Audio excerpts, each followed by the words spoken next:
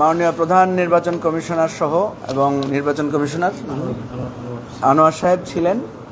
আমরা অনেক লম্বা আলোচনা হয়েছে আমরা একটা 9 দফা আমাদের প্রস্তাবনা ওনাদের কাছে আনুষ্ঠানিকভাবে হস্তান্তর করেছি। আর এর বাইরে নির্বাচনের সংখ্যা নিয়ে নির্বাচনের কি বিষয় আসতে পারে আমাদের অনানুষ্ঠানিক অনেকগুলো আলোচনা হয়েছে।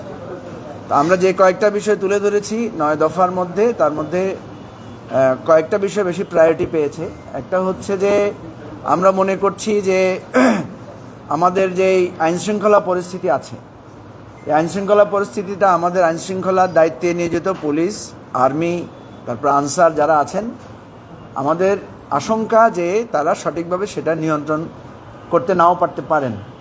কারণ ইতিমধ্যে যে বিভিন্ন ঘটনা ঘটেছে সেটা নিয়ে আমাদের মধ্যে এই শঙ্কাটা জাগ্রত হয়েছে। ফলে আমরা একটা প্রস্তাব দিয়েছি ওনাদেরকে যে যারা ভোটার নয়, এরকম তরুণ ছাত্র যারা আছে, বিশেষ করে স্কুল স্টুডেন্ট যারা আছে, তাদেরকে এক ধরনের কেন্দ্রভিত্তিক স্বেচ্ছাসেবক নির্বাচন কমিশন নিয়োগ করতে পারে কিনা। কারণ আমাদের এক্সপেরিয়েন্স হচ্ছে নিরাপদ সড়ক আন্দোলনে কিশোর ছাত্ররা যখন স্বেচ্ছাসেবীর ভূমিকায় ছিলেন, ইভেন আমরা এবারও দেখেছি যে মাইলস্টোন কলেজের ঘটনার পরে আমরা যখন ওই বার্ন ইউনিটে গিয়েছি তখন দেখেছি যে সেখানে ছাত্ররা টোটাল সিচুয়েশনটাকে সুন্দরভাবে হ্যান্ডেল করেছেন, মানে অ্যাম্বুলেন্স আসা যাওয়া, রোগীদের রক্তদান সহ সব কিছুতে, যেটা পুলিশের পক্ষে হয়তো সেভাবে সুন্দর করে করা সম্ভব হতো না।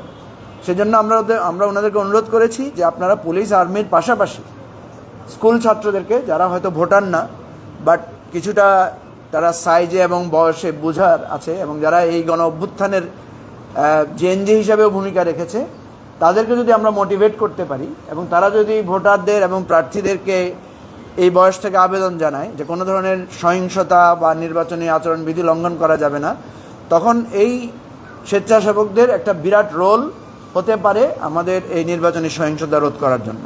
মাননীয় সিওসি মহোদয় আমাদেরকে এটাতে খুব অ্যাপ্রিসিয়েট করেছেন। উনি বলেছেন আমরা এই ধরনের চিন্তা করেছিলাম। মোনালিসা হেভি ফ্লো 15 পিস প্যাকেটের সাথে 8 পিসের একটি প্যাকেট একদম ফ্রি।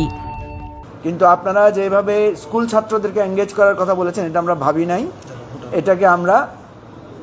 এটা খুবই ভালো আইডিয়া। আমরা বলেছি যারা ভোটার না বাট হয়তো 1-2 বছরের ছোট আছে, 16-17 1 বছরের জন্য হয়তো ভোটার হতে পারে নাই, এই ধরনের ছাত্রদেরকে আমরা এখানে ইনভলভ করতে পারি, ছাত্রীদেরকে সহ। প্রবাসী ভোটার। দ্বিতীয়ত আমরা একটা বিষয়ে খুব জোর দিয়েছি, সেটা হচ্ছে নির্বাচনী ব্যয়। আপনারা জানেন যে 25 লক্ষ টাকার একটা নির্বাচনী ব্যয়ের কথা বলেছে। আমরা স্পষ্ট করে আমাদের দলের সাধারণ সম্পাদক ব্যারিস্টার ফুয়াদ এই বিষয়ে আগেও বক্তব্য রেখেছে। আমরা সেটাকে আবার জোর দিয়ে বলেছি যে আমরা নির্বাচনী ব্যয়ের জন্য এদিকে কাটছাট করার কথা বলছি, কিন্তু নির্বাচন কমিশন কোনো ব্যয়ের দায়ভার গ্রহণ করে না।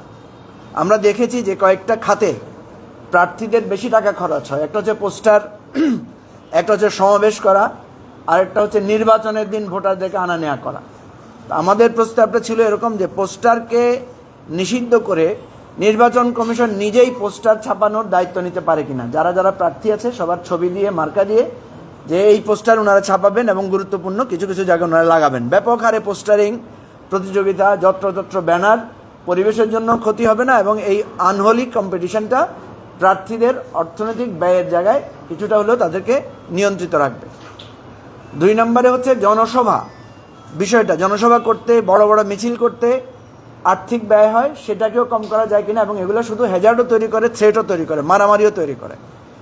এগুলো ওনারা বলেছেন যে এগুলো নিয়ে ওনারা ভাবছেন। থার্ড, আমরা যে প্রস্তাবটা দিয়েছি যে ইলেকশনের দিন ভোটারদের আনা নেওয়া করার জন্য এবং যারা ভোটিং দায়িত্বে পোলিং এজেন্ট থাকে, দেখা যায় প্রার্থীরা এদের খাওয়া দাওয়ার ব্যবস্থা করতে হয়, ভোটারদের আনা নেওয়ার জন্য প্রচুর গাড়ি ভাড়া করা, এটা নিয়ে অনেক পয়সা করে খরচ হয়।